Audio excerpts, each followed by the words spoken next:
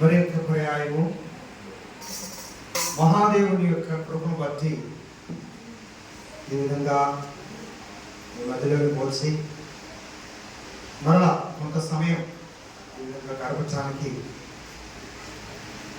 నాకు ప్రత్యేకంగా అవకాశం ఇచ్చిన దేవాది దేవుడికి మహిమ ఘనత ప్రభావం కలుగులుగాక. వీళ్ళరా 11 గంటలకల్లా మెసేజ్ అనేసరికి నేను కూడా కొన్ని పనులు పక్కన పెట్టి పరిగెత్తుకుని రావడం జరిగింది. ఆ తర్వాత ఇంకేం కార్యక్రమాలు ఉంటాయో తెలియదు కదా అనుకోండి, కానీ పరిగెత్తుకుని రావడం జరిగింది. సరే, ఏదేమైనప్పటికీ మరి ఒక పర్యాయం చాలా కాలం తర్వాత మరి మీ మధ్యలోకి వచ్చి శ్రేష్టమైనటువంటి దేవుని వాక్యాన్ని కొంత సమయం ధ్యానం చేసుకోవడానికి అవకాశం ఇచ్చిన దేవునికి ఏమైపోయిన దాకా మీ నాన్నగారు ఎక్కడ తెలియదమ్మా. ఈ సమయంలో దేవుని యొక్క వాక్యాన్ని మనం ధ్యానం చేసుకుందాం పిల్లరా.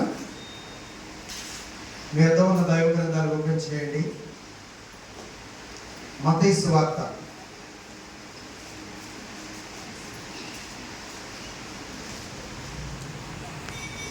1వ అధ్యాయం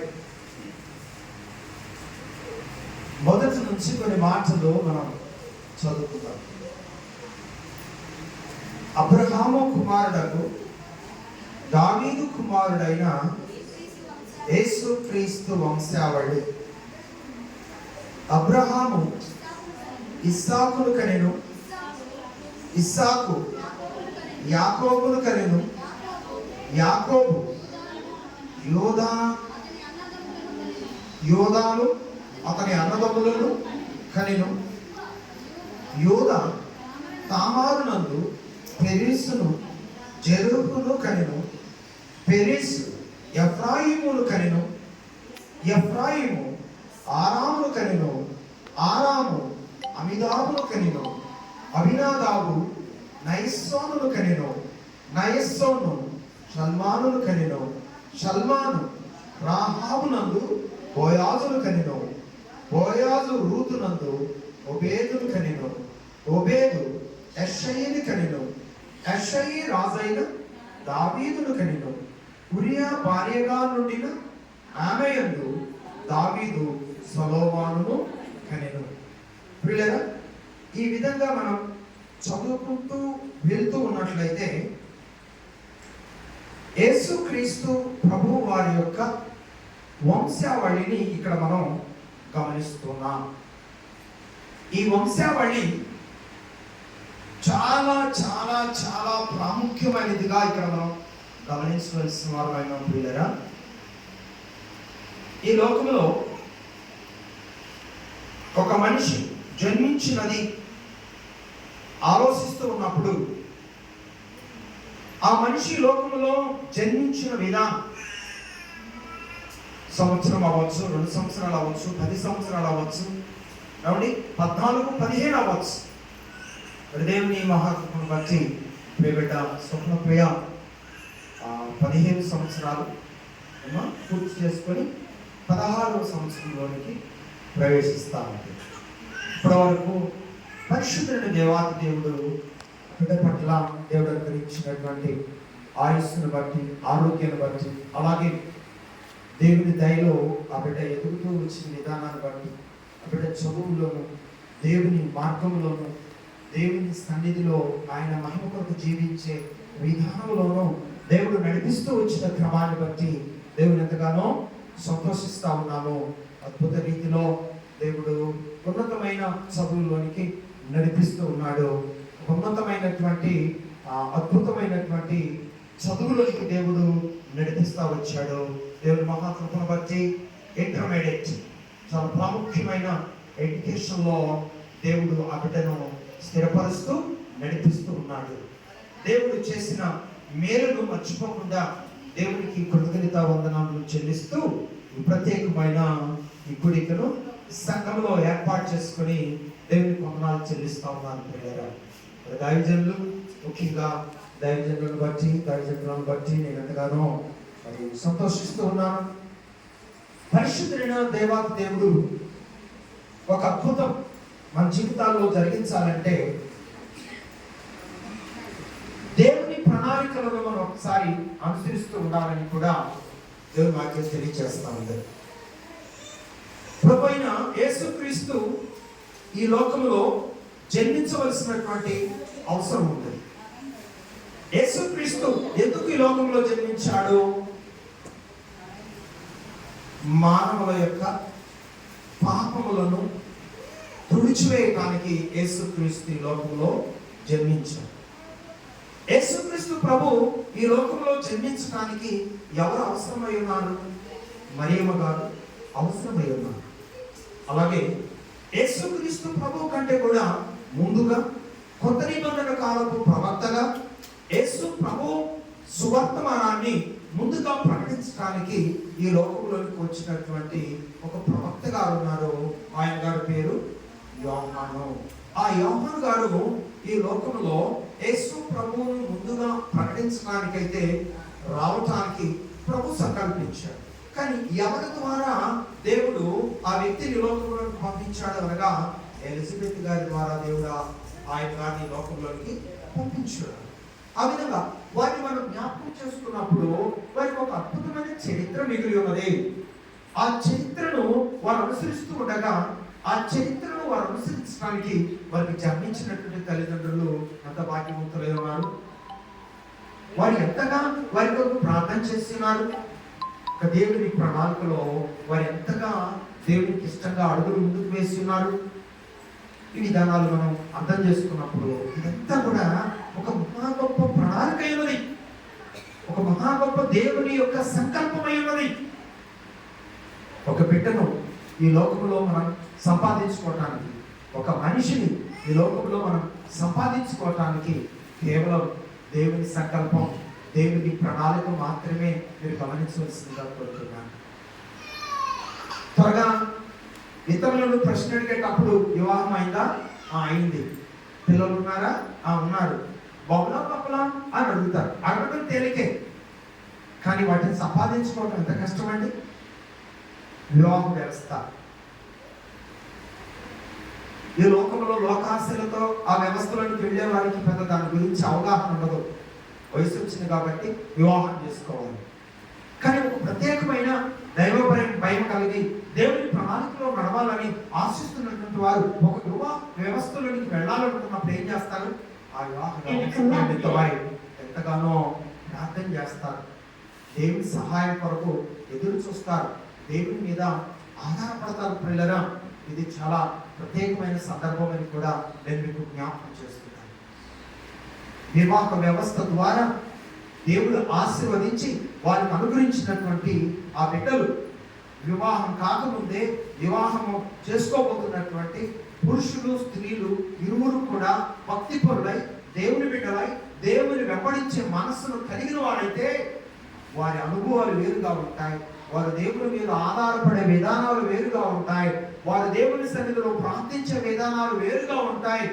వారు దేవుని ద్వారా పొందుకునే ఆ అనుభవాలు, ఆశ్చర్య కార్యాలు కూడా వేరుగా ఉంటాయని మీరు గ్రహించాలనుకుంటారు.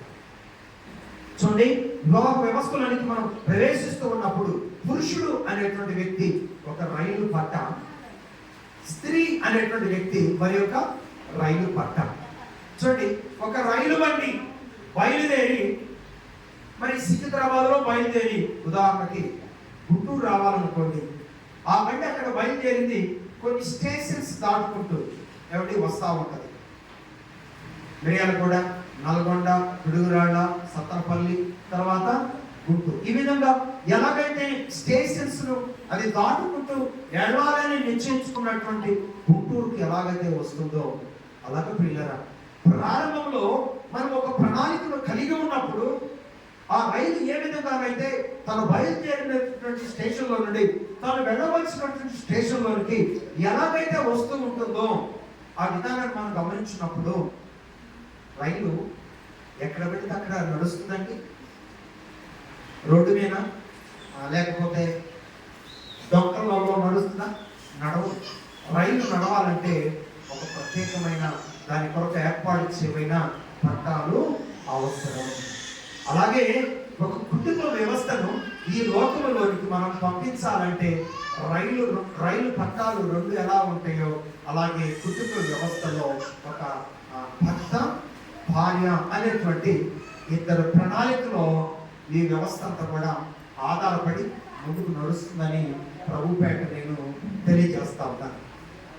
ఒకనొక దశలో అంటే స్వప్న గారికి ముందు మరి పెద్దమ్మాయి ఉంది, శాంతిప్రియ ఉంది.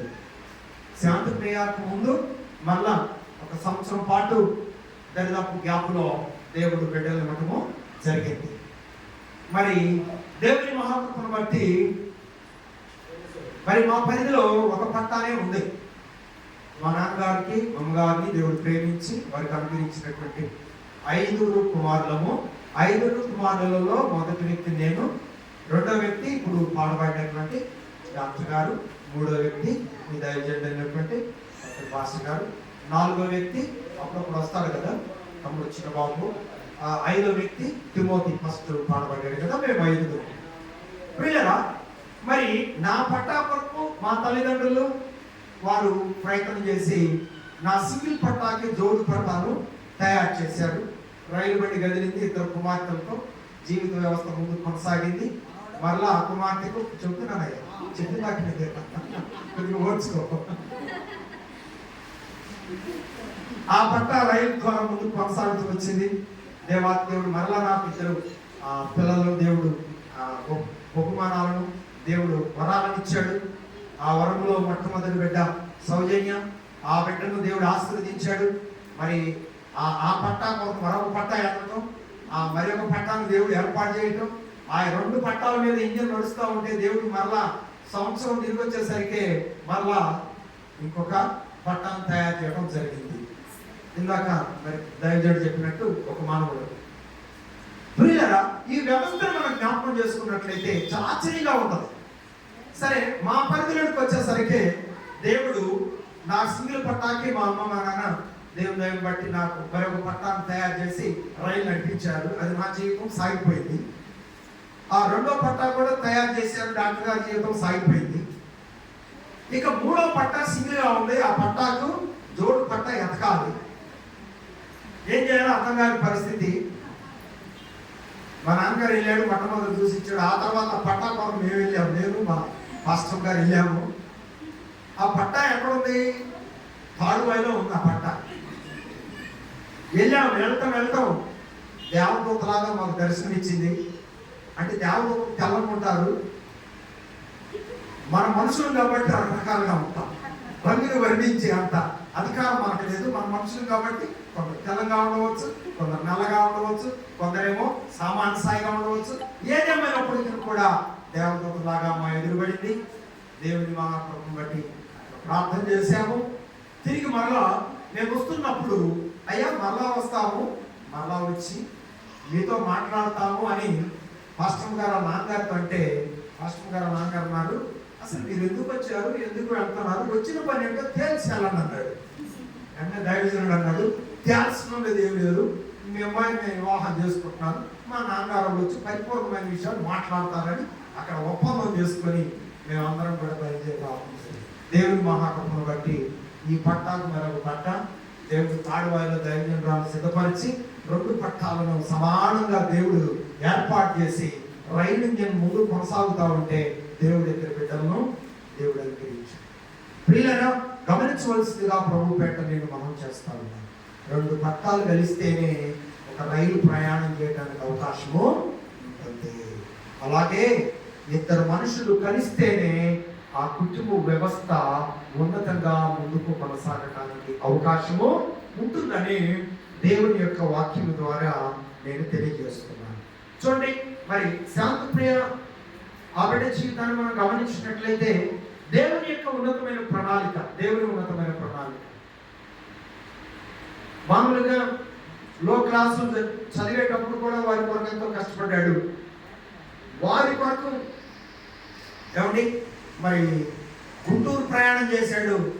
వారి కొరకు వారిని ఏ విధంగా రంగరించాలి, వారిని ఏ విధంగా ప్రయోజనం చేయాలి, దేవుని సహాయంతో పాటు వారు లోక జ్ఞానం కూడా సంపాదించుకోవాలని లోక జ్ఞానమును వారికి రంగరింపచేసి వారి కొరకు వారు ముందు ఉన్నటువంటి పోరాటంలో విజయవీరులుగా ముందుకు కొనసాగడానికి రాత్రింబోగుళ్ళు కూడా కష్టపడి వారి కొరకు ముందుకు అడుగులు వేసినందుకు ఫలితంగా ఈరోజు దేవుని మహాకృపను బట్టి మరి శాంతిప్రియ పెద్ద బిడ్డ సంపాదించుకున్నటువంటి సీటు ఏమంటే కేఎల్ యూనివర్సిటీ, అద్భుతమైనటువంటి ఒక యూనివర్సిటీలో బీటెక్ చదువుకోవడానికి దేవుడు అద్భుతమైన సీటు నా బిడ్డ దేవుడు చేశాడు. దేవుడికి స్తోత్రం.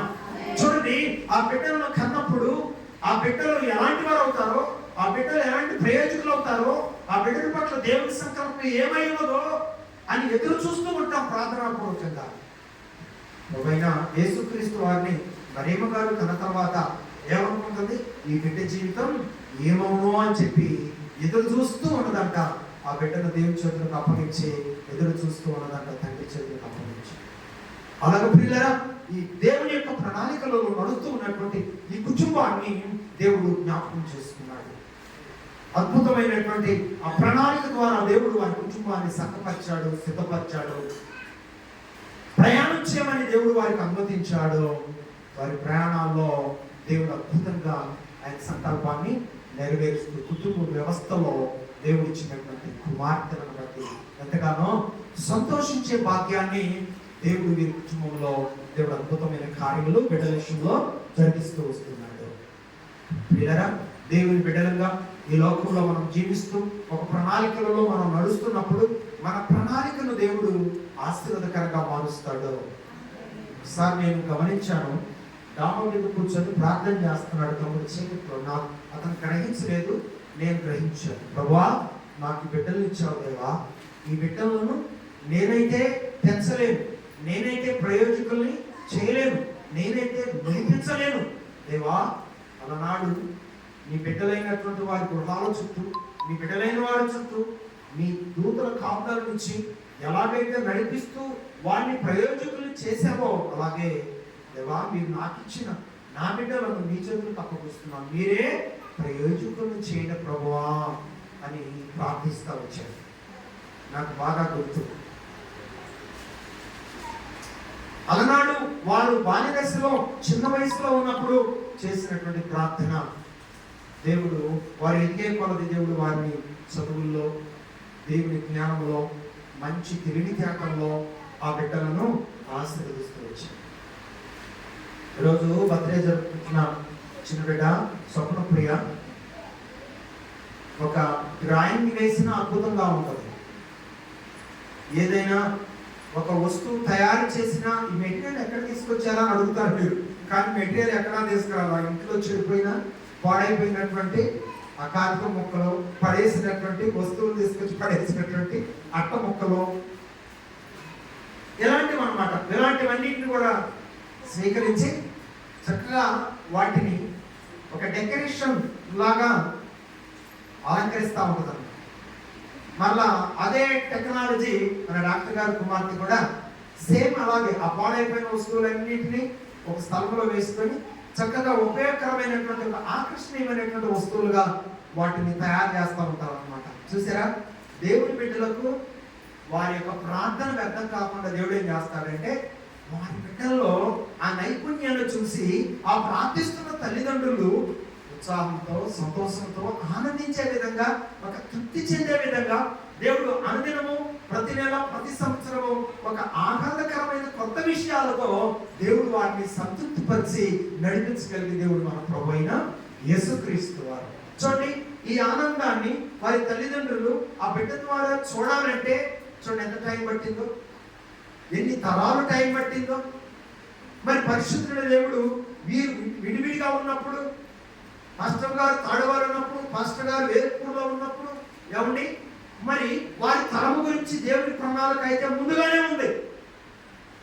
కానీ వారి తరము గురించి దేవుని ప్రణాళిక ఎవరి దగ్గర లేదు, తల్లిదండ్రుల దగ్గర లేదు, మరి ఇంకెవరి దగ్గర లేదు. వాడి ప్రణాళిక ఎవరి దగ్గర ఉందంటే దేవుని దగ్గరే ఉంది. ఆ బిడ్డను ఈ లోకంలోనికి వారి తల్లిదండ్రుల ద్వారా ఈ లోకంలోనికి దేవుడు పంపించడానికి ఎన్ని తరాలను ముందుగా సిద్ధపరిచాడో చూడండి. ఎన్ని తరాలను ముందుగా సిద్ధపరిచాడో. ఒక తరము తర్వాత ఒక తరము, ఒక తరము తర్వాత ఒక తరము, ఏమండి క్రమేసి ఒక భార్య, ఒక భర్త, రెండు పట్టాల్లాగా వాళ్ళిద్దరు కూడా స్టేషన్ బడి స్టేషన్ రైలు ఏ విధంగా విధంగానైతే ప్రయాణం చేస్తూ వస్తా ఉందో, అలాగే ఇదిగో ఈ తరంలో ఉన్నటువంటి ఈ బిడ్డలను ఈ సమాజం ముందు సాక్షిగా నిలబెట్టడానికి దేవుడు ఎన్ని తరాల క్రితము వారిని ఏర్పాటు చేశాడో అది ఊహకందని అద్భుతమైన ప్రణాళిక అనే వాస్తవాన్ని మనం గమనించాలి. ఒకసారి ఇక్కడ మనం ఈ వంశావళి, యేసుక్రీస్తు ప్రభువు యొక్క వంశావళిలో ఉన్న సంగతులను కూడా మనం గమనిస్తూ ఉన్నట్లయితే, కొన్ని విషయాలు ఇక్కడ మనం గమనిస్తూ ఉన్నట్లయితే, కొంతమంది స్త్రీలు మధ్యలో ఏడవుతా ఉన్నారు యేసుక్రీస్తు ప్రభువు వంశావళిలో. మరి వీరెవరు, వీరి చరిత్ర ఏంటి మనం అర్థం చేసుకుంటే చాలా ఆశ్చర్యంగా ఉంటుంది ప్రియులైనా. ఒకరి తర్వాత కంటూ వచ్చిన తర్వాత కింద కొద్ద మనము 5వ శరణంలోకి వచ్చినట్లయితే, మత్తయి సువార్త 1వ అధ్యాయము 5వ శరణంలోకి రండి. నయస్సోను సల్మానును కనెను. సల్మాను రాహాబునందు బోయాజును కనెను.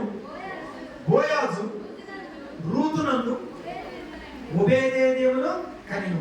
ఇక్కడ ఇద్దరు స్త్రీలు మనకు కనపడుతున్నారు. మొదటి స్త్రీ ఎవరండి? రాహాబు. రెండవ స్త్రీ ఎవరండి? రూతు. రాహాబు గురించి, రూతు గురించి మీకు తెలుసు కదా. నాకు తెలిసి ఒకసారి మీటింగ్స్ ఏర్పాటు చేస్తే రాహాబు గురించి ఒక సబ్జెక్ట్ చెప్పినట్టు నాకు గుర్తుంది.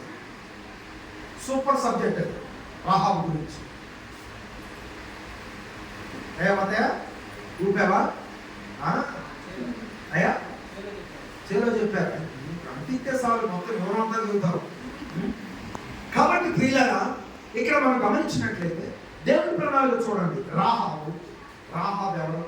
వాస్తవంగా మనం చెప్పుకోవడానికి కూడా కొంచెం ఆలోచన చేయాల్సిన అవసరం ఉంటుంది రాహాబు గురించి. రాహాబు అలాంటి ఒక భయంకరమైనటువంటి స్త్రీ. కానీ దేవుని ప్రణాళిక చూడండి.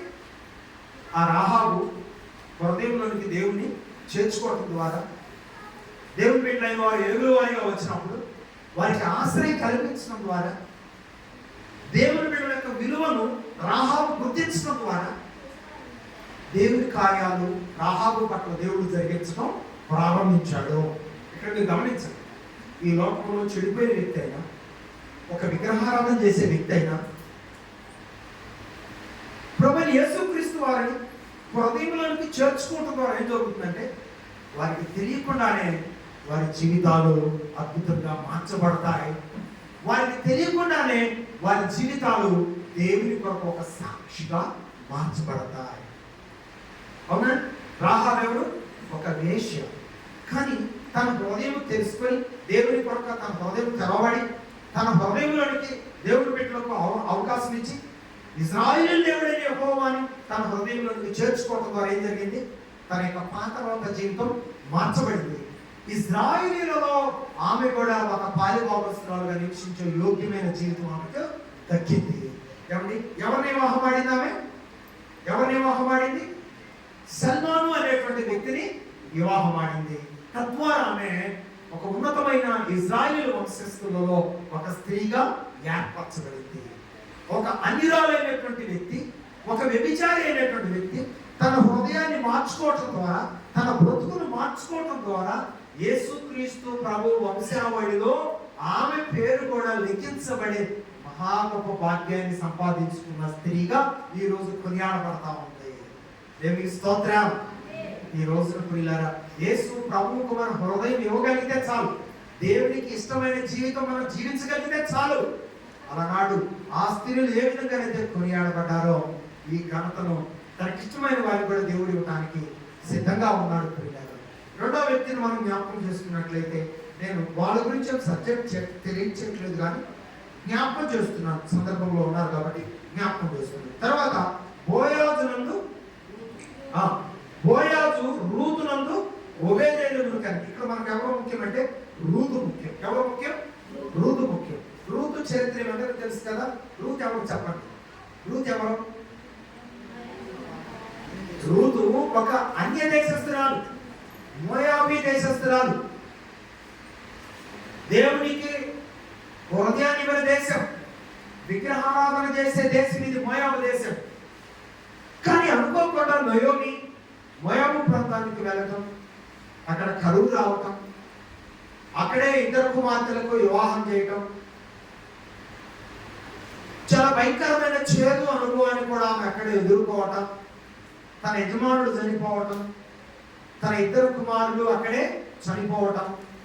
నేను వృద్ధాప్యంలోకి వచ్చాను, దయచేసి ఓ కోడళ్ళారా మీరిద్దరు కూడా ఇక్కడే ఉండిపోయింది, నా దేశానికి నేను వెళ్ళిపోతున్నాను అని చెప్పి ఇద్దరు కోడళ్ళను దగ్గరకు తెలుసుకొని, ఇద్దరు కోడళ్ళ పేరు ఏమి పేరు, ఒక ఆమె పేరు రూతు అయితే ఇంకొక ఆమె పేరు, పెద్ద కోడల పేరు ఏమా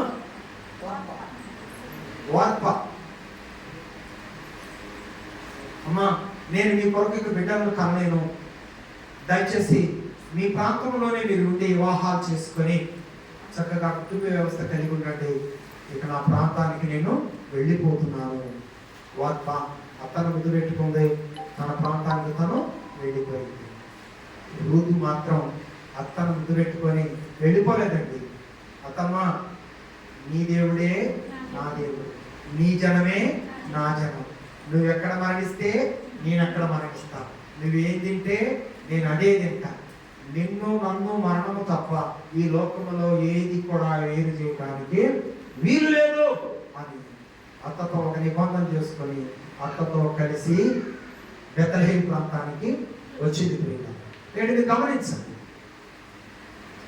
బోయాజు ఇతను ఇజ్రాయేలు దేశస్థుడు, రూతు అన్య దేశస్థురాలు. చూడండి, దేవుని ప్రణాళిక మొదట్లో మనం ఉపమాన రీతిగా చెప్పుకున్నట్లుగా 2 పట్టాలు కలిస్తేనే రైలు ప్రయాణం చేస్తుంది అని, ఈ ఒక పట్ట పురుషుడైతే ఇంకొక పట్ట స్త్రీ అయితే, పురుషుడికి ఒక పట్టాను దేవుడు కొన్నిసార్లు ఇంటి ఎదురుగా పెడతాడు. మనకు అర్థం కాదు, దేశం అంతా తిరిగి వస్తాం, చివరికి పట్ట ఎక్కడ ఉంది, ఇంటి ఎదురుగానే ఉంటుంది. పట్ట అంటే అర్థమైందమ్మా? అమ్మ నేను మీకు ఉదాహరణగా చెప్పాను, పట్ట అంటే అర్థమైంది. ఇప్పటికి పురుషుడు అయితేనేమో స్త్రీ, స్త్రీ అయితేనేమో పురుషుడు. ఈ పురుషుడు అనే పట్టాకి జోడి పట్ట ఇంటి ఎదురే ఉంటుంది, కానీ ఎక్కడెక్కడో ఎదుగుతారు. కొన్ని సందర్భాల్లో ఊరు పక్కనే ఉంటుంది, కొన్ని సందర్భాల్లో జిల్లాలో ఉంటుంది, కొన్ని సందర్భాల్లో పక్క రాష్ట్రంలో ఉంటుంది, కొన్ని సందర్భాల్లో పక్క దేశంలో ఉంటుంది. కానీ ఏ దేశంలో ఉన్నా, ఏ రాష్ట్రంలో ఉన్నా, ఏ ప్రాంతంలో ఉన్నా వివాహం అనే వ్యవస్థ ద్వారా దగ్గరకు తీసుకొచ్చినప్పుడు ఎలాగైతే ట్రైన్ ప్రయాణం చేయడానికి అనుకూలంగా ఉంటుందో, కుటుంబ వ్యవస్థ కొనసాగటానికి కూడా ఈ 2 పట్టాల్లాగా ఈ భార్యాభర్తల యొక్క అన్యోన్య జీవితం కొనసాగటానికి దేవుడు ఎవరిని ఎక్కడి నుంచి తీసుకొచ్చి పెడతాడో ఎవరికి తెలియదు. కానీ దేవుడు జత కలిపిన తర్వాత దేవుడు ఇచ్చినటువంటి బాధ్యముగా ఎంచుకొని ఒకరిని కించపరచకుండా, ఒకరిని హెచ్చించకుండా, అన్యోన్యతతో ఆప్యాయతతో దేవుడు కలిపిన బంధం కనుక దేవుని ప్రణాళికలో ఆ వ్యవస్థ ముందు కొనసాగించుకుంటూ ఉన్నప్పుడు దేవుడు ఎవరిని ఇచ్చినా వారిని బట్టి సంతోషిస్తూ ముందుకు కొనసాగుతూ ఉంటారు. దేవునికి స్తోత్రం. ఈ మధ్య కాలంలో దేవుడు నాకు మొక్కపెట్టలేని ఇవ్వలేదు కాబట్టి నేను చూడటానికి కూడా రాను, నాకు ఇష్టం లేదు అంటారు కొంతమంది. నాకు అమ్మాయి కావాలంటే అబ్బాయి పుట్టాడు, నాకు ఇష్టం లేదంటారు కొంతమంది. ఇవన్నీ కూడా మనకు నచ్చినట్లుగా మనం మాట్లాడటం కాదండి. దేవుడు చిత్తంలో ఏదైతే మనకి ఇవ్వాలనుకుంటాడో ఆ చిత్తాన్ని మనం స్వీకరించి ఈ లోకంలో అనుసరిస్తూ దేవుడు మనకి ఇచ్చిన వారిని ప్రయోజకులు చేయడమే దేవుడు మన ముందు పెట్టినటువంటి మహా గొప్ప సంకల్పమై ఉన్నది. దేవునికి స్తోత్రం. అంతే తప్ప వారినిస్తే నేను చాలా గొప్పగా చేస్తాను, వీరినిస్తే నేను చాలా గొప్పగా చేస్తాను అనుకుంటే కుదరదు. మరి వారే నాకు కావాలి అనుకుంటే, వీరే నాకు కావాలి అనుకుంటే, వీరు లేకపోతే వారు లేరు, వారు లేకపోతే వీరు లేరు. అంటే అర్థం ఏంటంటే పురుషుడు లేకపోతే స్త్రీ లేదు, స్త్రీ లేకపోతే పురుషుడు లేదు. కానీ దేవుని దృష్టిలో ఇద్దరు సమానమే. కాకపోతే స్త్రీలు కలిగిన వారు పురుషుడు కూడా కలిగి ఉండాలి, పురుషుడు కలిగిన వారు స్త్రీలు కూడా కలిగి ఉండాలి. ఇది క్రమమే కాదంటలేదు. అచ్చం మగపిల్లలే కలిగిన వాళ్లకు ఆడపిల్ల విలువ తెలియదు, ఆడపిల్ల శాఖ ఏంటో తెలియదు, ఆడపిల్ల కష్టం ఏంటో తెలియదు, ఆడపిల్ల బాధ్యతలు ఎలా ఉన్నాయో తెలియదు. వాళ్ళు హెచ్చించుకుంటూ ఈ లోకంలో జీవించడానికి ప్రయత్నం చేస్తూ ఉంటారు. అయితే మన ఆశ కాదు కదా, దేవుని చిత్తమే నెరవేర్చబడును గాక. కానీ ప్రియులరా, మనం అర్థం చేసుకోవాల్సిన విషయాలు ఏంటో తెలుసా? దేవుడు ఎవరినిచ్చినా వాటిని మనం ప్రయోజకులుగా చేయడానికి మన బాధ్యతను మనము నెరవేరుస్తున్నామా లేదా, వారి కొరకు మనము ప్రార్థన చేస్తున్నామా లేదా అనేటువంటి ఆలోచనతో అడుగులు ముందుకు వేయవలసిందిగా ప్రభు పేరట నేను మీకు తెలియజేస్తా ఉన్నాను. ఈ విధంగా వంశావళి వస్తూ ఉండగా ఒకసారి మనము 16వ వచనంలో నుండి కొన్ని మాటలు చదువుకున్నాం. ఈ విధంగా వంశావళి వస్తూ ఉండగా యాకోబు మరియ భర్త అయినటువంటి యోసేపును కనెను. ఆమె యందు క్రీస్తు అనబడిన యేసు పుట్టెను. జాగ్రత్త వినండి. ఇట్లు అబ్రహాము మొదలుకొని దావీదు వరకు తరములన్నీ 14 తరములు. తర్వాత దావీదు మొదలుకొని యూదులు బబులోనుకు కొనిపోబడిన కాలం వరకు 14 తరములు. బబులోనుకు కొనిపోబడినది మొదలుకొని క్రీస్తు వరకు 14 తరములు. మొత్తం క్రీస్తు ప్రభువు ఈ లోకంలోకి రావడానికి ఎన్ని తరాలు పట్టిందండి? 14 ఏమండి? 14 24 తరాలు పట్టిందండి ప్రభుని యేసుక్రీస్తు వారిని ఈ లోకములో మనము సొంత రక్షకునిగా అంగీకరించాలి. ఇది దేవుని ప్రణాళిక. అలాగే ప్రియులారా, ఈ లోకంలోనికి మరి పరిశుద్ధుడు దేవాది దేవుడు స్వప్న ప్రియాను ఈ లోకంలోనికి పంపించడానికి ఎన్ని తరాలైందో. మరి దైవజనురాలని ఇరువురు కూడా 2 పట్టాలాగా దేవుడు కలిపి వారి ద్వారా స్వప్న ప్రియ అనే బిడ్డను ఈ లోకంలోనికి ఇవ్వటానికి ఎన్ని తరాలు అవుతుందో ఆయన ప్రణాళిక సిద్ధపరిచి లెక్కించగలమా? మన అవుతుందా? ఎందుకంటే ప్రభు యేసుక్రీస్తు వారి గురించి, ఆయన తరాల గురించి ఎప్పుడో రాయబడి ఉన్నది కాబట్టి ఈ రోజు మనం జ్ఞాపకం చేసుకుని దేవుడికి వందనాలు చెల్లిస్తున్నాం. తరాలు మారినా, యుగాలు మారినా మారని దేవుని యొక్క చరిత్ర ఎలాగైతే మన ముందు నిలిచి ఉన్నదో, మనం పుట్టక ముందు మన కొరకు చరిత్ర లేదు. కానీ గమనించండి, మనం పుట్టిన తర్వాత ఆ చరిత్రను మనం నిలబెట్టే అవకాశం దేవుడు మన ముందు పెట్టాడు. గట్టిగా సపోర్ట్ కొట్టి దేవుడు మహిమపరుద్దాం. దేవునికి స్తోత్రం. హల్లెలూయా. ఎందుకో తెలుసా? మనము దేవుని విశ్వాసం కలిగిన బిడ్డలుగా కుటుంబ వ్యవస్థలో కొనసాగుతూ ప్రార్థన పూర్వకంగా సంపాదించుకున్నటువంటి బిడ్డల ద్వారా దేవుడు ఒక ఉన్నతమైన ప్రణాళికను సిద్ధపరిచాడు. కాబట్టి ఒక చరిత్ర మిగిలి ఉన్నది. గత కాలంలో చరిత్ర మిగిలి ఉండలేకపోవచ్చు, కానీ ఈ మిగిలిన కాలంలో ఏం మిగిలి ఉన్నది? ఒక చరిత్ర అనేటువంటిది భావితరాలకు మిగిలి ఉండబోతుంది. రూతమ్మ స్త్రీయే కదా, అయిన చరిత్రలో నిలిచినదా లేదా? రాహాబు స్త్రీయే కదా, అయిన చరిత్రలో నిలిచినదా లేదా? ఇది యేసుక్రీస్తు ప్రభు వంశావళిలో దాచబడినటువంటి అద్భుతమైన చరిత్ర. అలాగే నీ కొరకు నా కొరకు కూడా దేవుడు ఒక చరిత్రను నిలబెట్టి ఉన్నాడు, చరిత్ర రాసి ఉన్నాడు. దాన్ని మనం భద్రపరుచుకొని ఈ లోకంలో ఉన్న ప్రజలకు మిగిల్చాలంటే ఎక్కడి నుంచే మనం ఆత్మీయ ఫౌండేషన్ ఎలా ఉన్నదో గమనించుకుంటూ తెలివిగా, జ్ఞానముగా, దేవుని వాక్యానుసారంగా ఈ లోకంలో జీవిస్తూ మన బిడ్డలను దేవుని సన్నిధిలో వారిని పెంచుతూ వారిని ఎప్పుడైతే అంచెలంచెలుగా ప్రయోజకులను చేయడానికి మనవంతుగా ప్రయత్నం చేస్తూ దేవుని చేతులకు అప్పటి నుంచి ప్రార్థన చేస్తామో, చరిత్ర నీకు నువ్వు చెప్పనవసరం లేదు, చరిత్ర దానంతా లిఖితం చేస్తుంది. దేవునికి స్తోత్రం. హల్లెలూయా, హల్లెలూయా.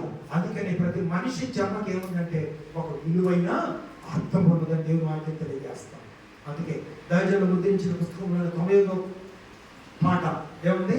మానవుడ కారణ జన్ముడా, నీ జన్మకు కారణముంది. నీ జన్మకు కారణముంది. అర్థము తెలియక నీవు వ్యర్థముగా బ్రతుకకు. అర్థము తెలియక నీవు పరమార్థమున్నదని ప్రభు కొరకే బ్రతుకమని, పరమార్థమున్నదని ప్రభు కొరకే బ్రతుకమని, మానవుడా కారణ జన్ముడా, నీ జన్మకు కారణముంది. నీ జన్మకు కారణముంది. పువ్వులెందుకు, కాయలెందుకు, ఋతువులెందుకు, కాలాలెందుకు? ఆమె పువ్వులెందుకు, కాయలెందుకు,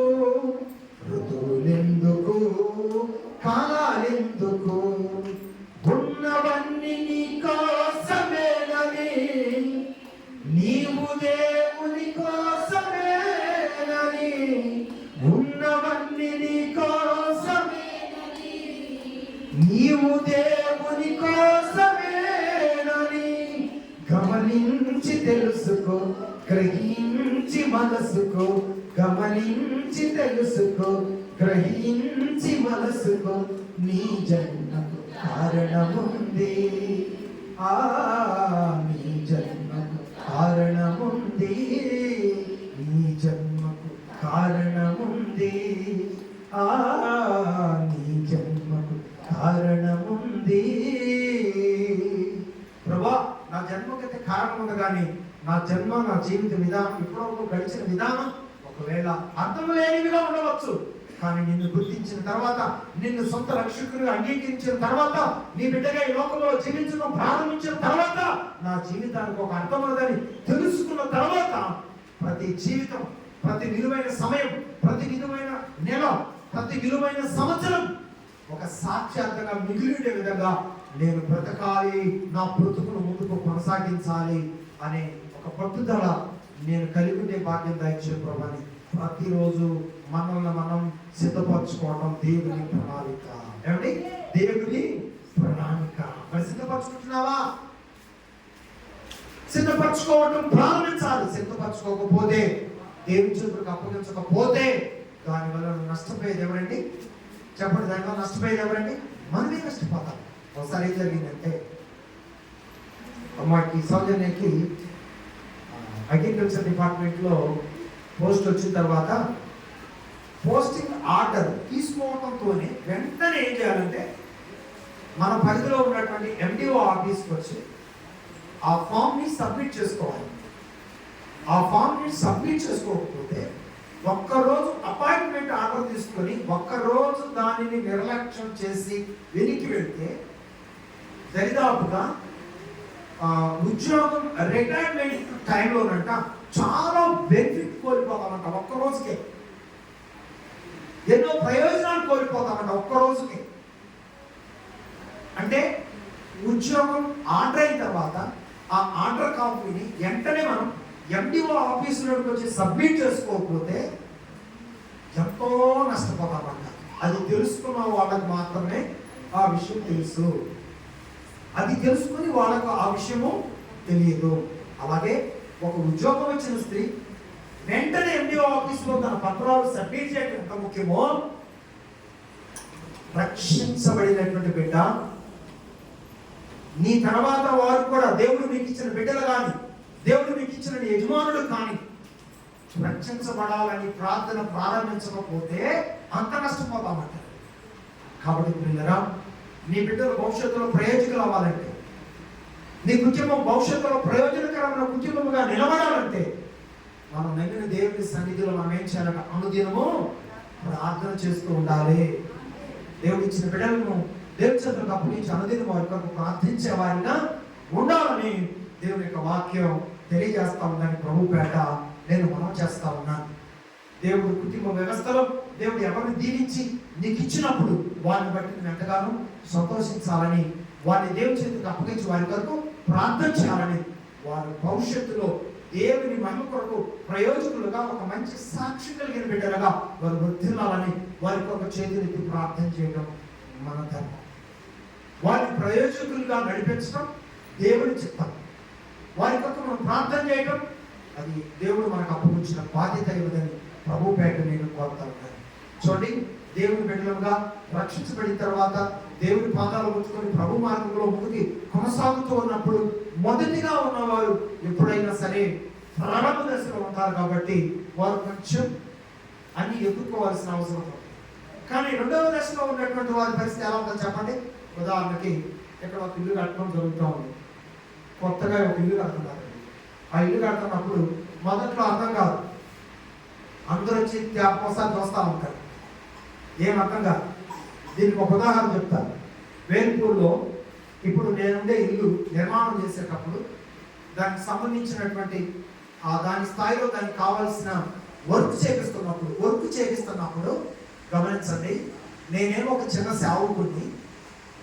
కానీ ఆ ఇల్లు చూడటానికి ఎవరు వచ్చారు తెలుసా? రెవెన్యూ డిపార్ట్మెంట్ ఆఫీసర్స్ వచ్చారు. ఎవరు వచ్చారు తెలుసా? ఎడ్యుకేషన్ డిపార్ట్మెంట్లో ఉన్నటువంటి ఎంప్లాయీస్ వచ్చారు.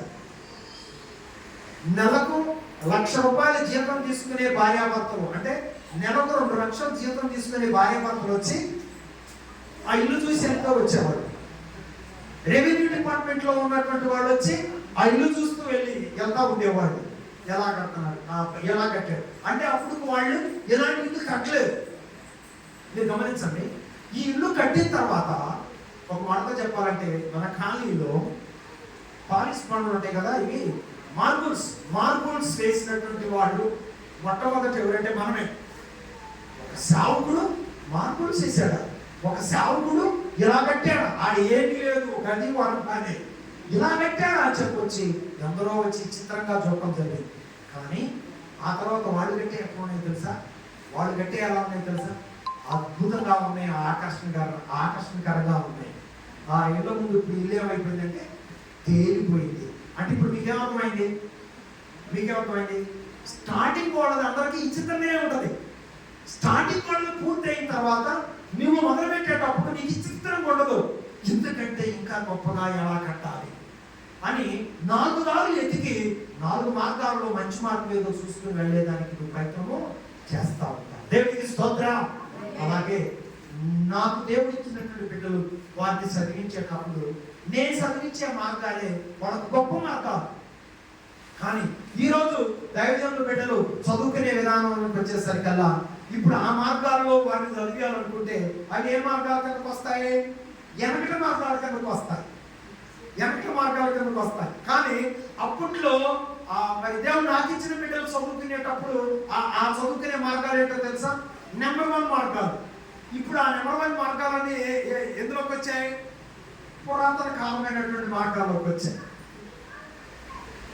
ఇప్పుడు ఆ మార్గంలోకి వెళ్ళడం కాదు, గొప్పగా క్వాలిటీ కలిగినటువంటి మార్గంలోనికి వారిని తీసుకెళ్ళాలి. ఇప్పుడు నేనున్నాను సౌజన్యాన్ని స్వరూపాన్ని. ఇప్పుడు మళ్ళా ఈ బిడ్డలు చదువుతూ ఉన్నటువంటి కళాలను తీసుకెళ్ళాలంటే కుదురుద్దిక. వాళ్ళ స్టోరీ అయిపోయింది, చదువు స్టోరీ అంటే క్వాలిటీ. ఇప్పుడు మనం ఈ స్థితిలో ఉన్నాం, కానీ మనం ఈ స్థితిలో ఉండకూడదు. మన బిడ్డలు ఏ స్థితిలో ఉండాలి? మనకంటే గొప్ప సంపన్న స్థితిలో ఉండాలి. అదే క్వాలిటీ. ఇప్పుడు అదే జరుగుతుంది. మా టైంలోకి వచ్చేసరికల్లా గవర్నమెంట్ పరిధిలో మంచి క్వాలిటీ స్కూల్స్లో పిల్లలు చదివారు. డాక్టర్ గారి పిల్లల దగ్గరకు వచ్చేసరికల్లా ఇప్పటి నుంచే ఐఐటి ఫౌండేషన్ కలిగినటువంటి స్కూల్లో చదువుతున్నారు. ఒక్కొక్క సంవత్సరానికే ₹50,000. ఇప్పటి నుంచి చిన్న చదువుల్లో ఇప్పుడు మన పాస్టర్ గారి పిల్లలకు వచ్చేసరికల్లా సంవత్సరానికి వచ్చేసరికి ₹1,00,000 స్వప్న ప్రియ. సంవత్సరానికి వచ్చేసరికి కొన్ని ₹1,00,000 శాంత ప్రియ ఎడ్యుకేషన్లో కొనసాగుతాం. ఎందుకంటే ఇప్పుడు వాళ్ళ స్టడీలోకి వచ్చేసరికి ఆ మాత్రం డోస్ లేకపోతే వారు రీచ్ అందుకోవడం కష్టం, విజయాలను రీచ్ అవ్వడం కష్టం. అలాగే మీ బిడ్డలు ఆ రేంజ్లోకి వచ్చేసరికి ఇక రూపాయలు మరి ఎంతవరకు దాచిపెట్టుకోవాలి నాకు తెలియదు. జాగ్రత్తగా ఇప్పటి నుంచే టిక్కీలో దాచిపెట్టండి. బీరువాలో దాచిపెట్టమంటే కుదరదు. మీకు నేను చెప్పే మాట మీకు అర్థమవుతాం లేదు. సాగుకున్నాడు చెప్తాడు. ఒకసారి అదే ఫీజులు కట్టాలంటే సంవత్సరానికి 4 సంవత్సరాలు ఎంత అవుతుందండి దైవజనులు? చెప్పండి అమ్మా, 7 లక్షలు చెప్పండి. ఏమ్మా ఆకలి అవుతుందా? ఎందుకు కానీ చెప్పండి, 7 లక్షలు అవుతుంది. మీరు చెప్పడం 7 లక్షలు అవుతుంది. ఇప్పుడు మీ పిల్లలు ఆ రేంజ్లోకి వచ్చారు. ఇంకెన్ని లక్షలు కావాలి? మరి మీరు దేశం కోతాలు కావాలా? చెప్పండి అమ్మా. వాతాలు మీరే అర్థం చేసుకోండి. వాతాలు పోసిన ఆ బిడ్డల దేవుని చేతులకు అప్పగించి ప్రార్థన చేయకపోతే ప్రయోజనం ఏమీ ఉండదు అనే వాస్తవాన్ని గుర్తుపెట్టుకోండి. దేవుని ప్రణాళికలను జాగ్రత్తగా వారి పట్ల మీరు అనుసరించవలసిన విధానాలు అనుసరించవలసిందిగా ప్రభు పేట మీకు తెలియజేస్తూ ఉన్నాను. ఈ మధ్యకాలంలో అతి తెలివితేటలు ఏంటో తెలుసా? ఆడపిల్లలకు వాతాలు ఎందుకు? మట్టిలో ఇత్తిపోయే కాడికి. అంటే మట్టిలో ఇత్తిపోవడం అంటే ఏంటి? పని చేసుకునే వాళ్ళని చూసి పని చేసుకోవాలనే వాళ్ళని చేస్తే చెరవ పని చేసుకుంటారు, సరిపోద్ది.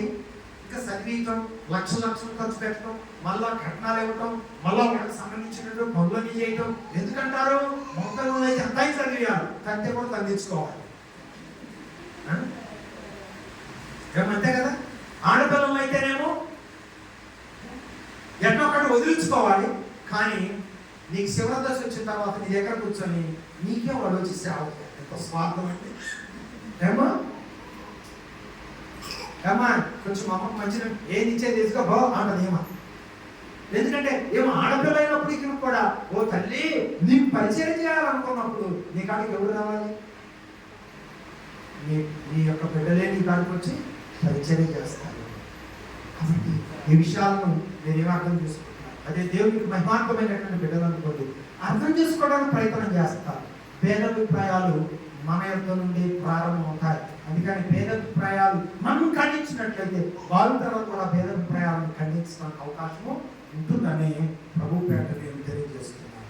దయచేసి ఆడపిల్లలు అయినప్పటికీ కూడా ఈ భేదం చూపించకుండా వాళ్ళను ప్రయోజకులు చేస్తే ఒక రూతులాగా ఒక విలువైనటువంటి రాహాబులాగా ఉన్నతమైన సాక్ష్యము వారి కొరకు దేవుడు స్థిరపరుస్తాడు అనేటువంటి ఒక విశ్వాసంతో దయచేసి వారి కొరకు ప్రార్థన చేస్తూ వారిని సమాజంలో ఒక వీరులాగా వదలటానికి అడుగులు ముందుకు వేస్తానన్నాడు. దైవ పరంగా లోకపరంగా ప్రయోజకులు వీరులుగా ఉండాలని దయచేసి ఆశపడుతూ ఉన్నాడు. మేము కూడా ఆశపడ్డాం, ఆ మార్గంలో సాగిపోయాం. దైవజనుడు ఆశపడ్డాడు, ఆ మార్గంలో వారిని ముందుకు నడిపిస్తున్నాడు. ఇది దేవుని బిడ్డలకు దేవుడు అనుభవిస్తున్నటువంటి వరం ఏంటంటే ఒక సాక్ష్యం. దైవ గ్రంథంలో దేవుని బిడ్డలు ఎలాగైతే సాక్ష్యంగా మనం ముందున్నారో దేవుని యొక్క సన్నిధిలో ఉన్న మనం కూడా మన బిడ్డలు ఎవరైనా వారు సాక్ష్యం కలిగిన వారిగా ఈ లోకంలో నిలబడాలనేది మనం కోరుకోవాలి. పిల్లలు ఒకసారి కీర్తనల గ్రంథము తొందరగా చూడండి. కీర్తనల గ్రంథము 144వ కీర్తన. కీర్తనల గ్రంథము 144వ కీర్తన 12వ శరణాన్ని ఒకసారి మనం గమనించినట్లయితే ఈ లోకంలో మనుషులు భేదములు చూపించినట్లుగా దేవుడు ఏమైనా భేదములు చూపించాడా? భేదములు చూపించలేదు. ఆ విషయాన్ని మనం గమనిద్దాం. ఒకసారి చూడండి. మా కుమారులు తమ యవ్వన కాలమందు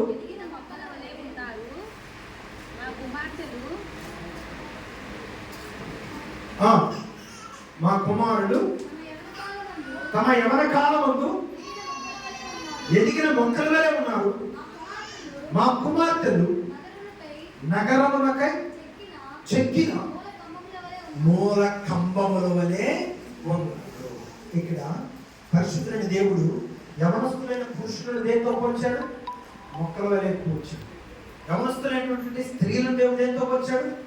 కంబములతో పోల్చాడు. కంబము అంటే ఏంటంటే స్తంభము అంటేనేమో నిలబడేది, కంబము అంటేనేమో నిలబెట్టిన దాని మీద వేసే భారం అంతా మోసేది. కాబట్టి స్త్రీలంటే ఎవరండి దేవుని దృష్టిలో? మోసేవారు, భారాన్ని మోసేవారు. పురుషులు ఎవరండి? భారాన్ని మోసేవాడు కాదు, కష్టించేవాళ్ళు. చెప్పండి, వాళ్ళు ఎవరండి? కష్టించేవాళ్ళు. కానీ భారాన్ని మోసేది ఎవరు చెప్పండి?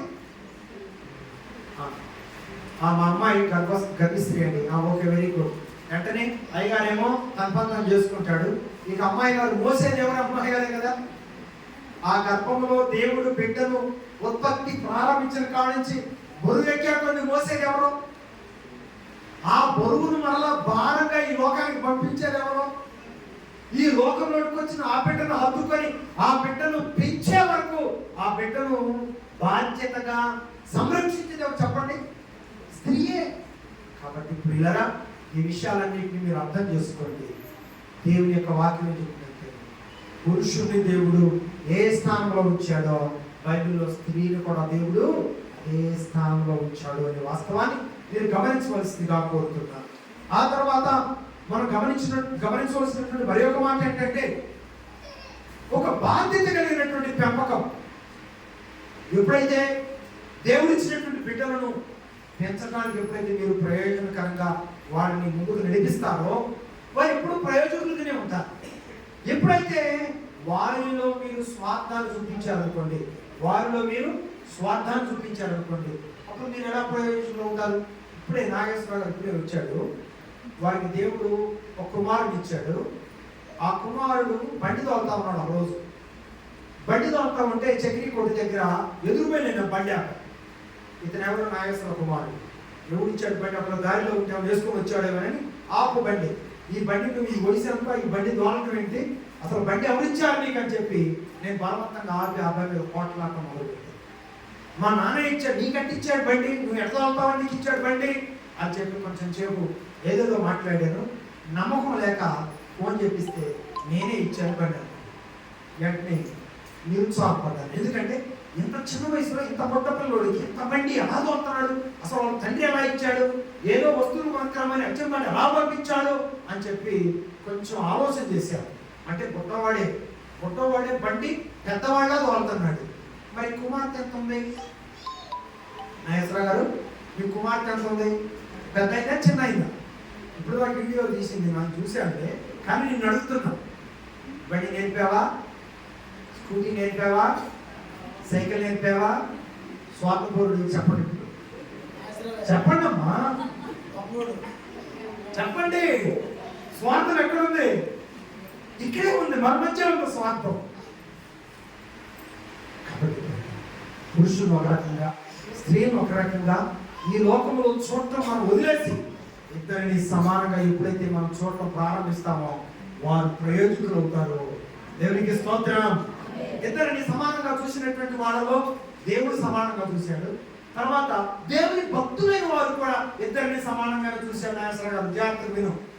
అంటే ఆయన పేరే అంటున్నాను అనుకోబాకండి. స్త్రీలు పురుషులు సంపాదించుకున్న మీరందరితో కూడా దేవుడు మాట్లాడుతున్నాడు.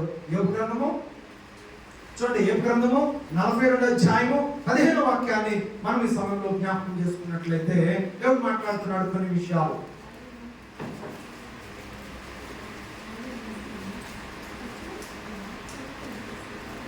యోబు గ్రంథము 42వ అధ్యాయం 15వ వచనం.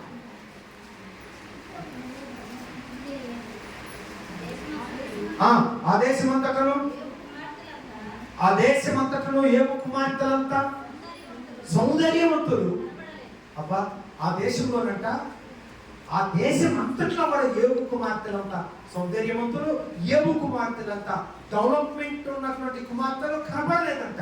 అయితే ఏం జరిగింది? వారి తండ్రి వినండి, వారి సహోదరులతో పాటు వారికి స్వాస్థ్యమును ఇచ్చారు. స్వాస్థ్యం అంటే ఏంటండి? ఇక్కడున్న మీరంతా కూడా ఆస్తిపరులు ఉండవచ్చు. యోబుకు 7 కుమారులు ఉన్నారు. మత్తయి యోబుకు 3 కుమార్తెలు కూడా ఉన్నారు. 7